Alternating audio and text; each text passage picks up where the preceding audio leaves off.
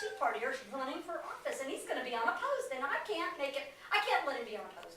And this is going to be an election that's viewed nationally around the country, which means that national media is going to be watching this one race because of this idiot. And if that's true, I want to run against him because it's going to be the cheapest advertising campaign we all got. We could all get, you know? I mean, so the first week there were 8 articles in 8 different little tiny newspapers. And then the next week, Tony calls. Where's Tony? There he is. Tony calls. And he says, I'm with Forbes. I want to do an article. I go, okay. And then we had USA Today.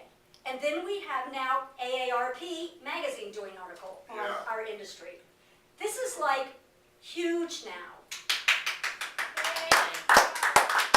And here's what happened when buyer's registration opened.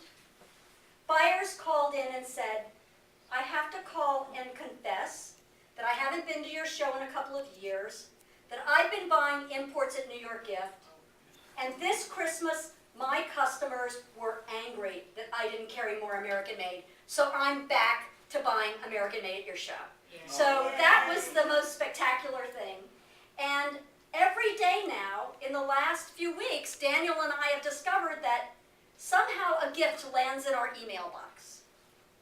One day, my opponent, Andy Harris, the Tea Partier, decides to have a famous documentary filmmaker arrested on Capitol Hill in the middle of a public hearing on fracking. The EPA had just released 622 documents that actually proved that fracking could contaminate groundwater. So he had been backed to the tune of hundreds of thousands of dollars from who? The oil and gas industry. My. Now, isn't this a good story? That was published in 400 newspapers. This guy is such a Tea Partier that next week he's doing a lecture on morality and the federal government at St. Mark's Catholic Church. This is a man who believes that conception begins not at erection, but at a wink across a room. So the hearing this week about contraception is going to make a lot of Republican women angry. Extremely angry. Oh, sorry. And everywhere I go now on the Eastern Shore, when I go to greet voters, Republican women are coming up to me saying, you've got to win, you've got to get this guy out of office. We have to get you in office. So if Republican women on the Eastern Shore of Maryland vote for me, we're in. We're in good shape. So I need money, but even as much as money, I need commitments from everyone that we know, and I have 38,000 emails from you guys. But I need you to make a few phone calls for me, and just call wonderful people. We're going to give you the names of good Democrats on the Eastern Shore that are wonderful, wonderful people, and all we want you to do is call them and remind them to go out and vote for your friend, Wendy. And if they want to know about your friend, Wendy, talk to them about what I've done and who I am. Because it won't matter how many horrible, negative television ads are against me for being a liberal or for being a Democrat. That won't matter at all. Because if we really have personal conversations with people who can vote, and we only have, let's say, 10 or 20,000 great conversations amongst us all, then we can win this race. And that's what it boils down to. It's those personal conversations.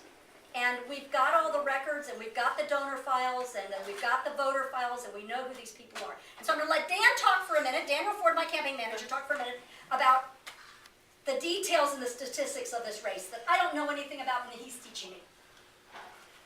As Wendy said, if Republican women, just Republican women come out and vote for her, we win this race. My analysis of the race says that we can win independents, and there are a lot of independents in Maryland's 1st Congressional District. And we can win up to 12 to 15% of Republicans. If we get those voters and the Democrats come out and vote, we're going to win. like Wendy said, we'll give you names. Call these people. Tell them, my friend Wendy's running for Congress, and here's why you need to vote for her. That personal touch does more than a television ad. It does more than a direct mail piece. It does more than anything. Wendy talked about money. I'll tell you, we need to raise, honestly, and I'm going to say a number and it's going to scare you all, we need to raise $100,000 by the end of March. So anything you can do to help would be amazing. Tell your friends how important this race is. Because if we raise that much money, we're going to get the help we need from the Democratic Party. We're going to get the help we need from organizations like Emily's List. And this race is really going to become one that the nation pays attention to, which isn't just good for Wendy and isn't just going to get Wendy elected to Congress, but is good for this industry, which Wendy tells me not that long ago was a $14 billion industry in this country. Here, here. So let's get the attention we all need by getting Wendy elected. That's it. Now, in every other civilized country, every artist that wants to come to the United States to sell their merchandise is fully paid for, freight, airlines, hotels, dinners, everything is, your booth fee, everything is paid for. When you go to New York Gift, you are competing against money that's coming in from Germany, Italy, France, the UK, China. all those people are paid to come and sell their stuff here. You need subsidies so that you can do what you need to do to sell your work. That's number one for creating jobs. 78% of all new jobs in the United States don't come from businesses with 10 or more employees. They come from businesses with 10 or less employees. You and I all know that. How many jobs have been lost just in this room in the last 5 years? It's huge, absolutely huge. We can get those jobs back. Cultural tourism, we need to support. We need to be able to let artists donate product to nonprofit organizations. You should be able to donate for more than just the cost of a pile of dirt if you're a potter, Yes. or just silica if you're a glass artist. That's crazy. And look at how that would help the economy of all the small nonprofits that are struggling and starving to death right now. There are so many things that we can do.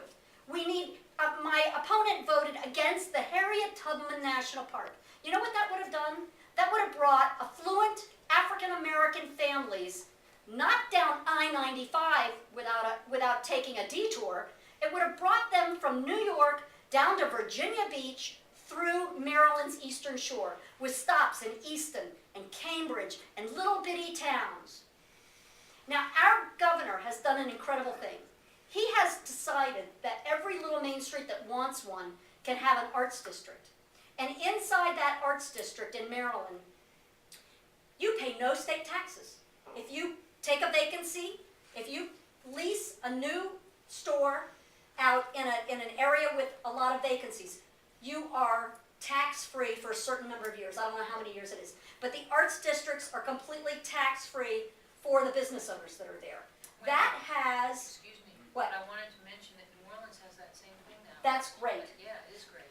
It is, and it's filling up vacant spaces. So if you are a brand new glass artist starting a business, go looking for those vacancy signs, because they can actually turn into a great new business. This is an opportunity that only happens once every 20 or 30 or 40 or 100 years.